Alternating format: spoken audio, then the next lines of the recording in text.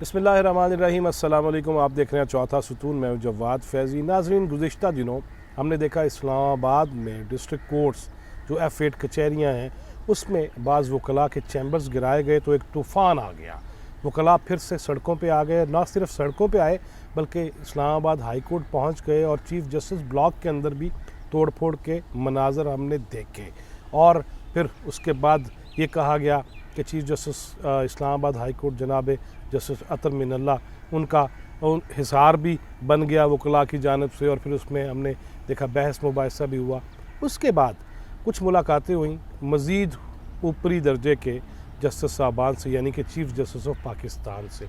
उसका अहवाल क्या है और मुलाकात के बाद एक आध दिन बाद ही गिरफ्तारियाँ भी अमल में आ गई। वो क्यों कर आई?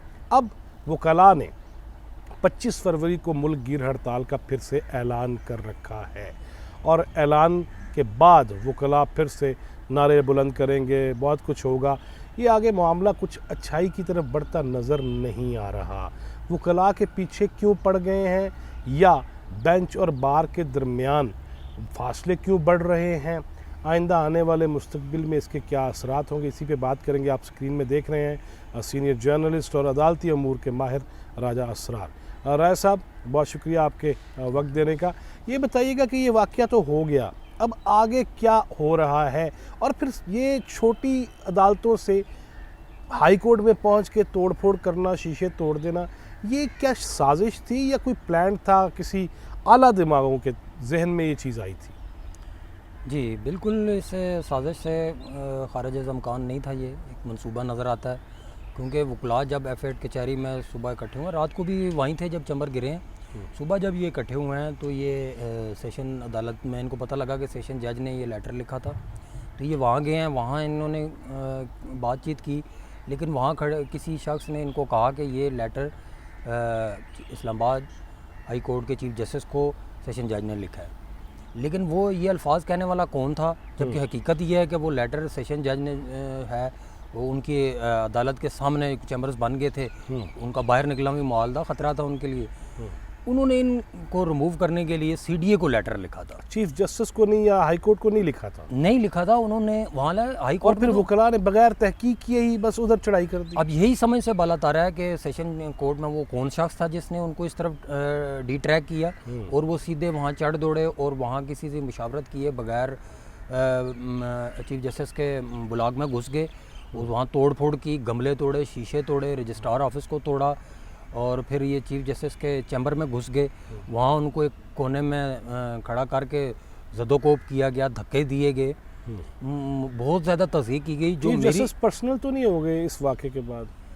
जस्टिस पर्सनल नहीं हुए। वकला का भी जो रवैया है वो गैर ज़िम्मेदाराना है, मुकम्मल ज़िम्मेदाराना नहीं है, क्योंकि जब बार और बेंच आपस में लाज़िम व मलज़ूम है और आइन के मुहाफ़िज़ हैं। ये आम आदमी को तो कानून के बारे में कुछ नहीं पता होता।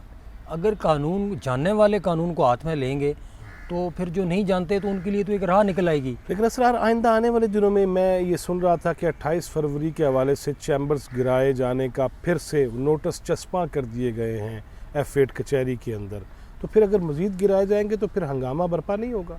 जी बिल्कुल। दूसरी जानब वकला ने भी पूरी तैयारी की हुई है इस हवाले से, कानूनी चाराजोई के लिए भी और इसको रोकने के लिए भी उसको।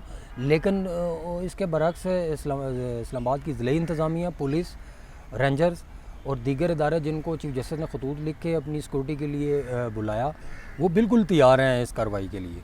उनमें कोई, यानी कि चैम्बर्स गिराए जाएंगे? ये अभी तक तो यही नज़र आ रहा है, क्योंकि 28 तारीख तक का नोटिस है, उस वक्त तक खामोशी है। अब ये देखना ही होगा कि 28 तारीख को ये सूरत हाल किस जानब करवट लेती है। जब ये मुकदमात बने, गिरफ्तारियाँ आई हैं, उससे पहले जैसे मैंने आगाज़ में ये कहा, चीफ जस्टिस ऑफ पाकिस्तान से भी मुलाकात हुई वकला के वफ्द? जी बिल्कुल, इनका एक वफ्द गया था वहाँ पे चीफ जस्टिस सुप्रीम कोर्ट के पास, मिले भी हैं ये, और इन्होंने अपने तफज़ात का इज़हार भी किया। लेकिन हमारे ज़रा ये कह रहे हैं कि चीफ जस्टिस ने इनके उन तफज़ात को ख़त्म करने के लिए कोई इनको यकीनदानी नहीं कराई, और उन्होंने इस ज़मन में इनको कहा कि हम बेंच के साथ हैं इस हवाले से।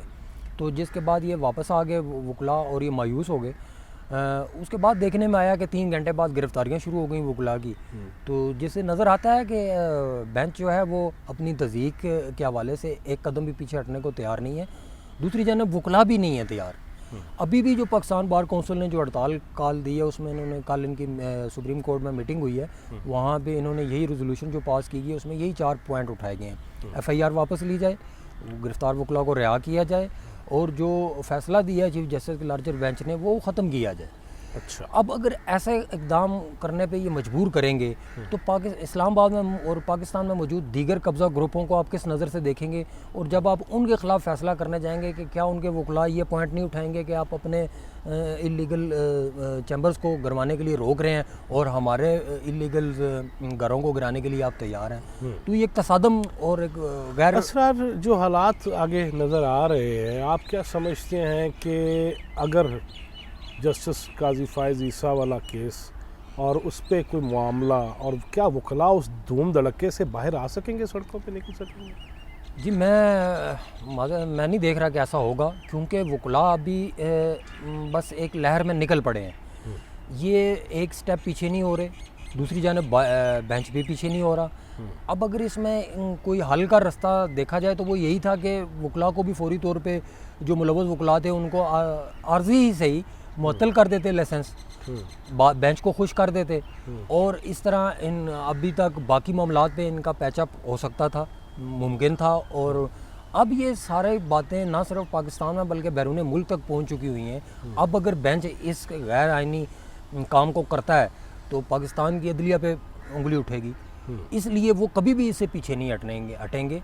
और जो फ़ाइज़ ईसा वाला जहाँ तक तल्लुक़ है तो फ़ाइज़ ईसा की बारी आने तक ये अभी बहुत सी चीज़ें वाज़ह हो जाएंगी। वकला से एतमाद लोगों का उठ चुका होगा, क्योंकि वकला के इस रद्द-ए-अमल के ऊपर हम अवामी रद्द-ए-अमल देख रहे हैं। क्या वकला भी इस साजिश को समझ नहीं पा रहे कि उनके बारे में ये साजिश तैयार हो रही है? आइंदा मुस्तकबिल में जो हम आपस में बैठ के प्रेस क्लब में डिस्कस करते हैं कि मुस्तकबिल में तो बड़ा कुछ ऐसा हो सकता है, मुल्की आइन, मुल्की कानून, मुल्की सेटअप, उसके अंदर भी तो वकला इस चीज़ को नहीं भांप पा रहे।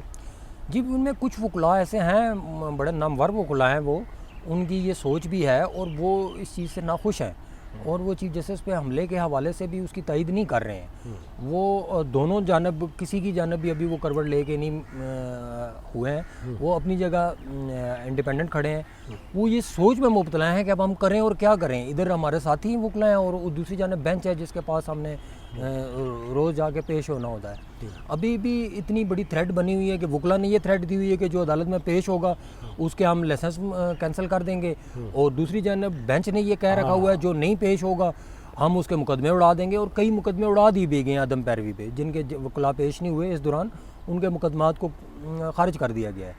तो ये जो प्रेशर है इसमें पिसरी अवाम है जिनके मुकदमात लगे हुए हैं, वो शदीद इज़्तिराब का शिकार हैं और इसका इदराक कोई भी नहीं कर रहा। मेरा ये ख्याल है इसका इदराक करना चाहिए, दोनों जानब से एक एक कदम पीछे होना चाहिए। दोनों को मैं समझता हूँ बेंच को भी थोड़ा सा नरम रवैया अख्तियार करना चाहिए, बार को भी रखना चाहिए और अपने जो इनका एजेंडा है, जो इनकी डिमांड्स हैं, उस पर नज़रसानी लाजमी करनी चाहिए, क्योंकि वो जो उनकी डिमांड्स हैं ये पहले दिन वाली डिमांड्स हैं। अब उसमें बहुत सी तब्दीली आ चुकी हुई है, बहुत सी नई चीज़ें डेवलप हो चुकी हुई हैं। अब उन्हीं के ऊपर खड़ा रहना वकला को कमज़ोर कर देगा, मेरा ये पॉइंट है। असरार ये बताएं, आइंदा दिनों में आप देख रहे हैं कि फिर से तोड़ फोड़, शेलिंग और एहतजाज और गिरफ्तारियाँ, इसमें शिद्दत आ सकती है? जी, शिद्दत तो नहीं आएगी लेकिन ये होंगी ज़रूर, गिरफ्तारियां भी होंगी। अगर ये कानून को हाथ में लेंगे तो इंटीरियर मिनिस्टर पहले ही कह चुके हैं कि कानून को जो हाथ में लेगा तो कानून हरकत में आएगा, तो वो एक वाज़ह पैगाम है इनके लिए। तो अगर ये तो पुरअमन एहतजाज करते हैं तो मेरा नहीं ख्याल कि कोई शेलिंग या कोई हुकूमत इनको रोकेगी, लेकिन अगर वो इश्तिहाल अंगेज़ी फैलाएंगे या तोड़ फोड़ होगी तो फिर बिल्कुल ज़रूर हुकूमत हरकत में आएगी और वो सख्त रद्द-ए-अमल होगा उनका। वकला की एक बहुत बड़ी तादाद है पाकिस्तान के अंदर, अगर ये सारे इकट्ठे होकर, मुज्तमे होकर, मुत्तहद होकर इस्लामाबाद आ जाते हैं तो ये मसला नहीं पैदा हो जाएगा इंतज़ामिया के लिए, हुकूमत के लिए?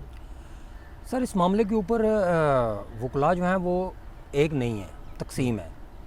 बहुत से वकला इस वाक़े की मज़म्मत कर रहे हैं, जो मैच्योर वकला हैं, सीनियर वकला हैं वो, लेकिन कुछ वकला ऐसे हैं जो इस चीज़ का इदराक तो रखते हैं लेकिन वो अपनी बाजी पलटने के या अपनी बाजी को ऊपर रखने के लिए वो तन मन धन का जोर लगा रहे हैं, जबकि अगर वो थोड़ा सा इसके ऊपर इसको अपनी तजावीज़ को और अपनी डिमांड्स को रीशेड्यूल कर लें तो मेरा ये ख्याल है कि दोनों जानब से ये जो भड़कती हुई आग है ये कुछ ठंडी हो जाएगी, कुछ कम हो जाएगी।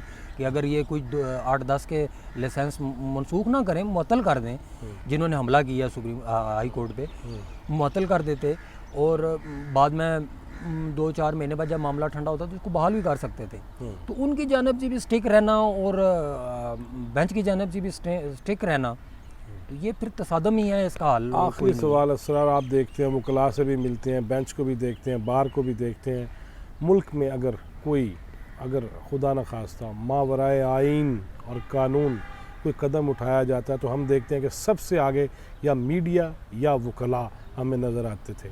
अब अगर ऐसा हो गया तो क्या उस अंदाज में मीडिया या वकला, कारकुन मीडिया के और वकला सड़कों पे आते दिखाई देंगे आपको? सर मैं देख रहा हूँ कि ये सड़कों पे आएंगे, लेकिन इनका जो मौक़िफ़ है वो इतना मजबूत नहीं है, उसकी वजह से इनको ज़्यादा लोगों की हमायत हासिल नहीं होगी, बहुत से वकला नहीं निकलेंगे। मेरा ये अपना तज़किया है, क्योंकि वकला अभी इनके कहने के बावजूद, इनकी थ्रेट के बावजूद अदालतों में पेश हो रहे हैं, जिस बात का सबूत है कि बहुत से वकला जो है ना वो अदालतों पर एतमाद रखते हैं, वो अदालतों का एहतराम करते हैं। और ये चंद वकला, मेरे ख्याल में यंग वकला जो हैं, उनकी जानब से ये इशू रेज़ किया गया और उन्हीं के चैम्बर्स का इशू है और उन्होंने ही सेशन जज के बिल्कुल कमरे के क्या दरवाजे के सामने अपने चैम्बर बना लिए, जो वाकई एक थ्रेट भी थी और देखने वाले को भी मायूब सा लगता था।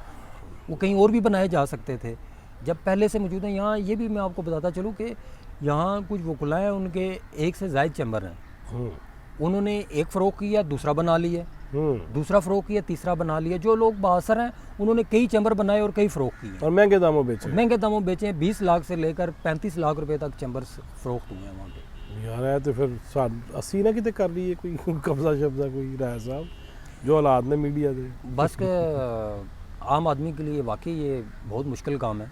वो एक ईंट भी रखता है तो मुतलका इदारे हरकत में आ जाते हैं। ये ताकतवर लोगों का काम है कब्ज़े करना और उनको मेंटेन रख लेना। आम आदमी के बस का मेरा नहीं ख्याल कि ये काम है। बहुत शुक्रिया राजा असरार। नाज़रीन, आपने अब तक की बातचीत सुनी। कोशिश करेंगे किसी दिन आपको F8 कचहरी में जाके वहाँ जो नोटिस चस्पा हैं वो भी दिखाए जा सके और वहाँ से गुफ्तगू की जा सके और हमारे जो मुअज़्ज़ज़ वकला है उनसे भी बातचीत कर सके। नेक्स्ट वीडियो तक के लिए अल्लाह हाफ़िज़।